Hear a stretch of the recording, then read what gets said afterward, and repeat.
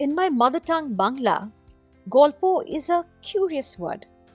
It means story, a noun, and it also means conversation, the verb.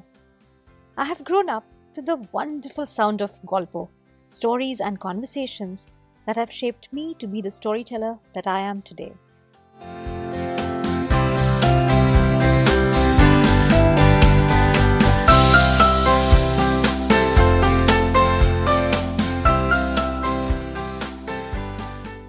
In this brand new season of GOLPO, Stories from Around the World, me, your storyteller Rituparna, will continue to bring you stories that have picked me.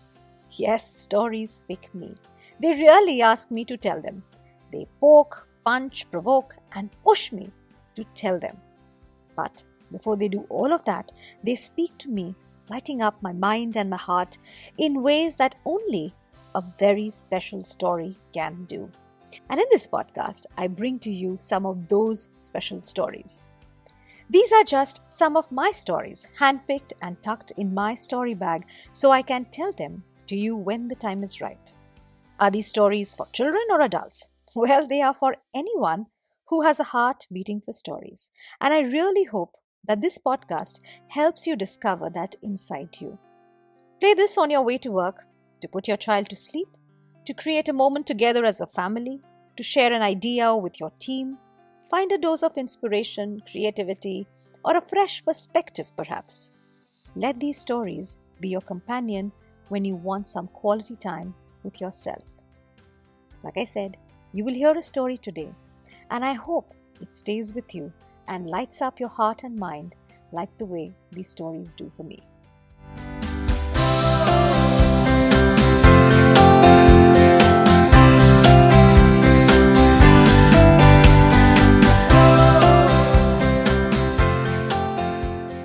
This week, I have two stories for you, one from Russia and the other from Eastern Europe.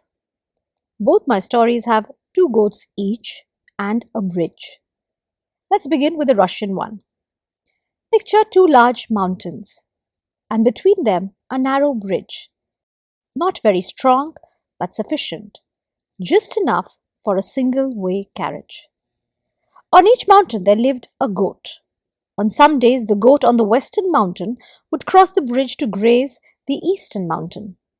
On some days, the goat on the eastern mountain would cross the bridge to graze the grass growing on the western mountain. On such days, the goats would usually notice each other.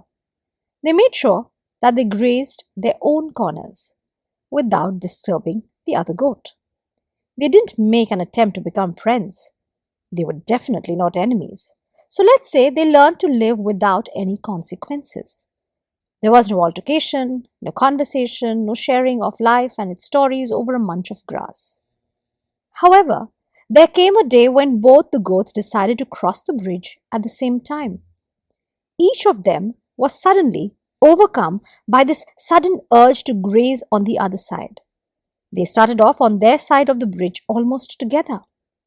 The goats met at the middle of the bridge, but neither of them wanted to give way. "Move off," pushed the western goat. "I am crossing the bridge." "Move yourself," brawled the eastern goat. "I am crossing here." The two goats looked at each other and stood firmly. They looked into each other's eyes and made it clear that neither of them was willing to move. They started to get angry, and the longer they stood, the angrier they became. They argued and argued some more until they ran out of all arguments. Then they locked their horns and began to push the other to retreat.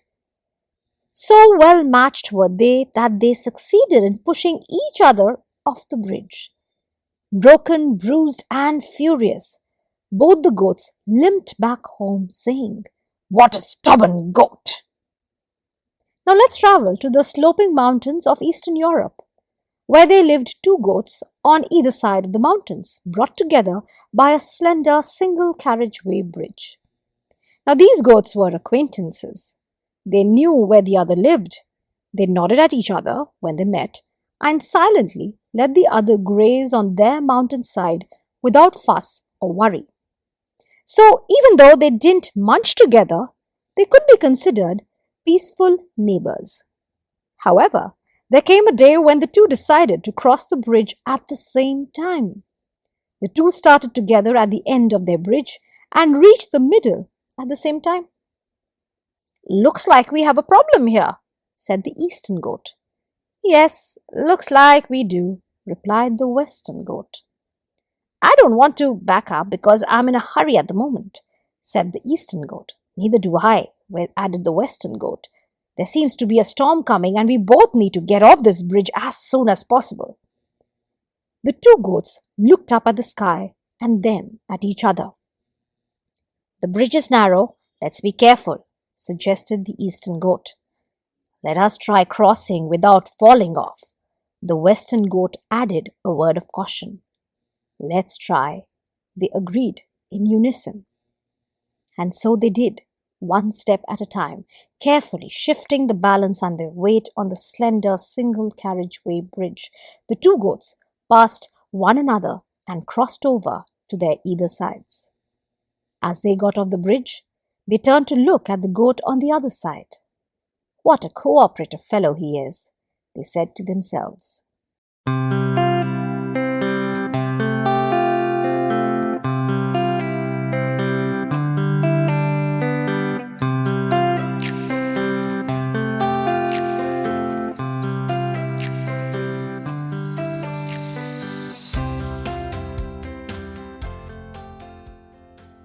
My guess is both these stories are set somewhere in the Caucasus mountain ranges, somewhere between Russia and Europe. The story has traveled from its place of origin. I wouldn't know which is where the story began, but I can say that the story traveled from one mountain to the other to be told in another way. I call this story twins. Two stories very similar to one another, yet differentiated by characters or consequences. I have some more of these in my story bag, so maybe I will run a mini series with some of my story twins that fit the context of this podcast. As far as this story is concerned, if you consider the proximity of these stories, as in the two versions and where they come from, I'm tempted to think that someone heard the story from one region and retold it in another place, suggesting different resolutions and different consequences. I'm sure you've heard this fable somewhere in your life telling you how to resolve a conflict. To me, however, this one is a terrific story about storytelling. Let's suppose between the two goats, one is the teller while the other is a listener. What would be the consequences if the two cannot agree to take turns to tell and listen? What if the teller imposes his or her right to tell and the listener is held back by mistrust of the teller? What if the teller tells with an agenda and the listener wants to push back? Or one is a parent, the other a child, a teacher and a student, two sets of partners, two colleagues, a manager and a subordinate. What happens when two people do not talk, find common ground, or share stories? What happens when people lead with their egos, be guided by their lack of perspective, or refuse to acknowledge someone else's story? What happens when people do not invest in creating a shared experience between them?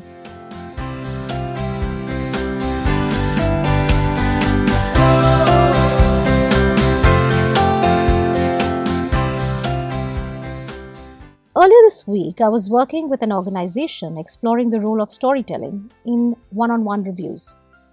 My client told me how these personal reviews are severe pain points for senior managers in the organization. Everyone wants to avoid the inevitable because they do not know how to make it better. Eventually, they go about it with bruised and broken spirits, much like the two goats in the Russian version of the story. So the question was, can storytelling make these reviews any better? The answer is yes. Storytelling is all about power dynamics. When you are a storyteller, you think you are in control. But it is really your listener who wields more power in the exchange. Unless your listener listens, your telling will make no sense at all. And if you choose to make it about a power tussle, then you become the goats in the Russian version of the story. Now consider this balance when people take turns to tell and listen simultaneously.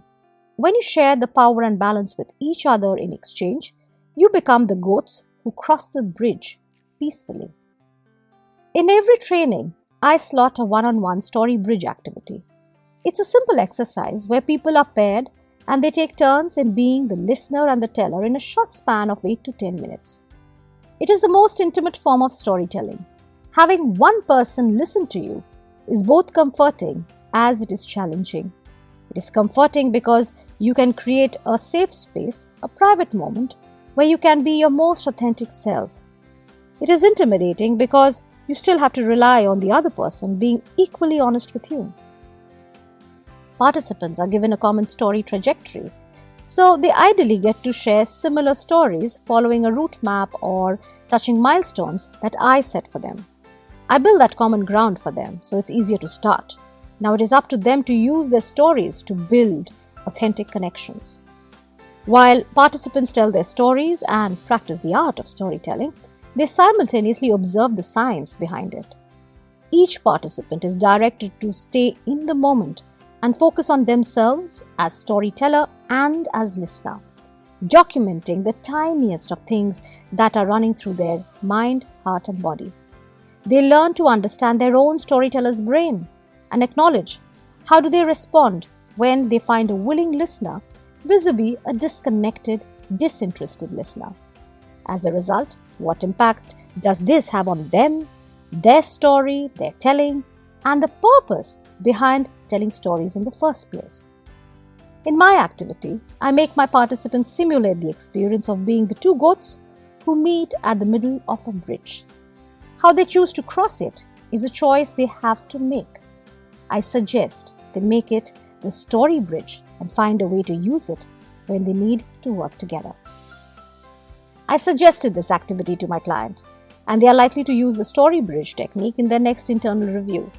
I will be sharing a link to this story with them so that they can use it to introduce the idea of two goats on a story bridge. A story, like the two goats on the bridge, is vulnerable to being prescriptive. I mean, at the face of it, it can seem like a simplistic fable, a story with a moral. There is a clear lesson to be drawn from it. However, when I put this one under the lens, I see a fantastic storied way to lead people to cross the story bridge or to use it in the first place. So, it's not to tell you what to do, instead, it makes you do things differently.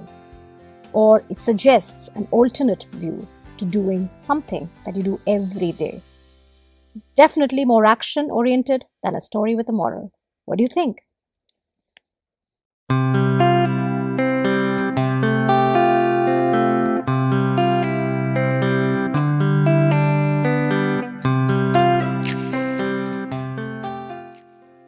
Thank you for listening.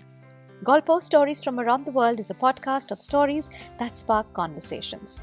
You will find a bunch of traditional tales in here, retold and bridged with the world that we live in today.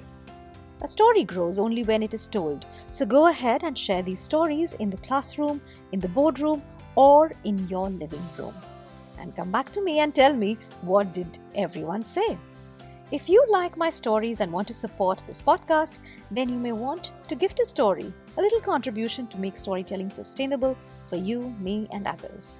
To know more about my work, you can look up www.yourstorybag.com. I have a weekly newsletter. Follow the sound of my stories with the hashtag StorytellingWithRituparna. You can connect with me on social media. The links are in the show notes below. Until the next story, happy storytelling.